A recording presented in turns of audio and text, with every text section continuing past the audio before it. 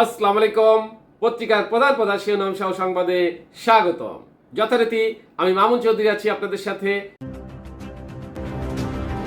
সর্বপ্রথম Ittefaq main heading করছে আওয়ামী লীগ নিষিদ্ধ হওয়ার আগে জামায়াত নিষিদ্ধ হওয়া উচিত। নেক্সট প্রথম আলোর মেইন হেডিং মেসি ভক্তের জোড়া গোলে আর্জেন্টিনায় কাঁদিয়ে বিশ্ব চ্যাম্পিয়ন মরক্কো। নেক্সট যুগান্তরের মেইন হেডিং বাড়ছে নাশকতার সন্দেহ, এবার টার্গেট কি পোশাক শিল্প। এরপর ভোরের কাগজের মেইন হেডিং ঢাকায় তীব্র রোদ ও গরম, সম্ভাবনা নেই বৃষ্টির। নেক্সট জনকণ্ঠের মেইন হেডিং শাপলা প্রতীক না দেওয়ার কারণ জানালেন ইসি আনোয়ারুল। এরপর ইনক্লাবের মেইন হেডিং নির্বাচন ঠেকানো পোশাক খাতি টার্গেট। নেক্সট আমাদের সময়ের মেইন হেডিং জুলাই সনদ বাস্তবায়ন আদেশ চূড়ান্ত নয়, খসড়া তৈরিতে বিশেষজ্ঞদের পরামর্শ নিচ্ছে কমিশন।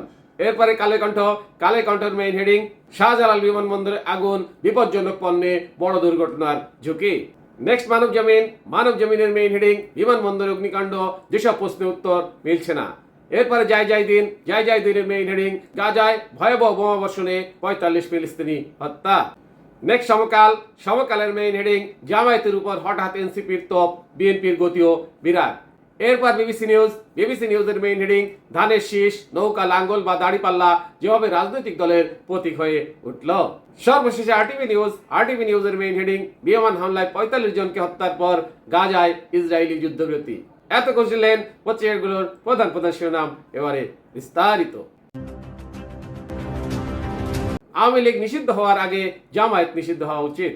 বিএনপির ভাইস চেয়ারম্যান বরকতুল্লাহ বুলু বলেছেন, জুলাই আগস্ট আন্দোলনে 2000 মানুষ নিহত ও 20,000 আহত হওয়ার জন্য আওয়ামী লীগ যদি নিষিদ্ধ হয় তাহলে তার আগে বাংলাদেশে জামায়াতের নিষিদ্ধ হওয়া উচিত। কেননা তারা 1971 সালে মা বোনদের গতিমালের মাল মনে করে পাকিস্তানি সেনাবাহিনীর হাতে তুলে দিয়েছিল।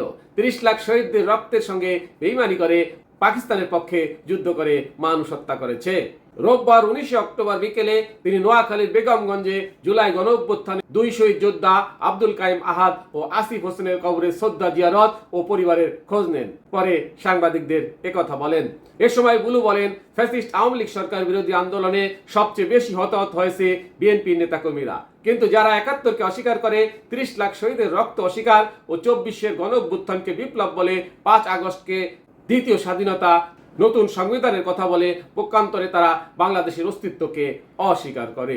এমনকি তারা মহান মুক্তিযুদ্ধ এবং 72-এর সংবিধান অস্বীকার করে। এদের বাংলাদেশের নাগরিক হওয়ার অধিকার যেমন নেই, তেমনি তাদের ভোট চাওয়ারও অধিকার নেই। তিনি আরো বলেন, পিআর পদ্ধতির কথা বলে যারা দেশে বিশৃঙ্খলা সৃষ্টি এবং নির্বাচন ব্যাহত করতে চায়, তাদের উদ্দেশ্য অন্য কোনো দেশের এজেন্ডা বাস্তবায়ন। পত্রিকার প্রধান শিরোনাম সহ সংবাদ এখনকার মতো শেষ করছি। আল্লাহ হাফেজ।